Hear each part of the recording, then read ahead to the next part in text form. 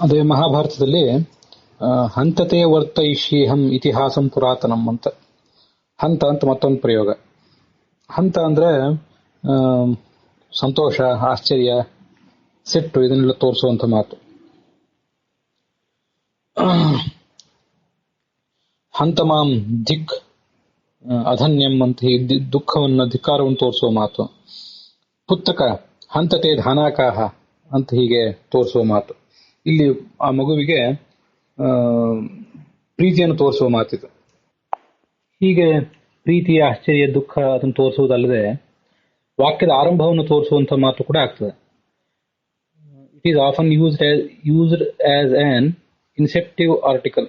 ಹಂತತೆ ಕಥಯಿಷ್ಯಾಮಿ ಅಂತ ರಾಮಾಯಣದ ಒಂದು ಮಾತನ್ನು ಉಲ್ಲೇಖ ಮಾಡ್ತಾರೆ. ಭಗವದ್ಗೀತಾದಲ್ಲಿ ಕೂಡ 10ನೇ ಅಧ್ಯಾಯದಲ್ಲಿ 19ನೇ ಶ್ಲೋಕ ಹಂತತೆ ಕಥಯಿಷ್ಯಾಮಿ ದಿವ್ಯಾ ಹ್ಯಾತ್ಮ ವಿಭೂತಯ ಅಂತ ವಾಕ್ಯದ ಆರಂಭವನ್ನು ತೋರಿಸುವಂತ ಒಂದು ಮಾತಿದೆ. ಈಗ ನಾನು ನಿನಗೆ ಇದ್ರ ಬಗ್ಗೆ, ಇಂಥ ಒಂದು ವಿಷಯದ ಬಗ್ಗೆ ಹೇಳ್ತೇನೆ. ಅನೇಕ ಕಡೆ ಆ ಈಗ ಅನ್ನೋ ಮಾತೇನಿದೆ, ಈಗ ಅನ್ನೋದು ನೋವು ಅಂತೇನು ಅರ್ಥ ಆಗಿರ್ಲಿಕ್ಕಿಲ್ಲ. ನೋವು ಅಂತ ಬಂದರೂ ಕೂಡ ಅದಕ್ಕೆ ವಾಕ್ಯದ ಆರಂಭವನ್ನು ತೋರಿಸುವಂತ ಮಾತದು. ಮತ್ತೊಂದು ಅಥ ಅಂತ ಹೇಳಿ ಸಂಸ್ಕೃತದಲ್ಲಿ ಶಬ್ದ ಇದೆಯಲ್ಲ, ಹಾಗೆ ಇಂಥದನ್ನು ಕೂಡ ನಾವು ಬಳಕೆಯಲ್ಲಿ ತರಬಹುದು.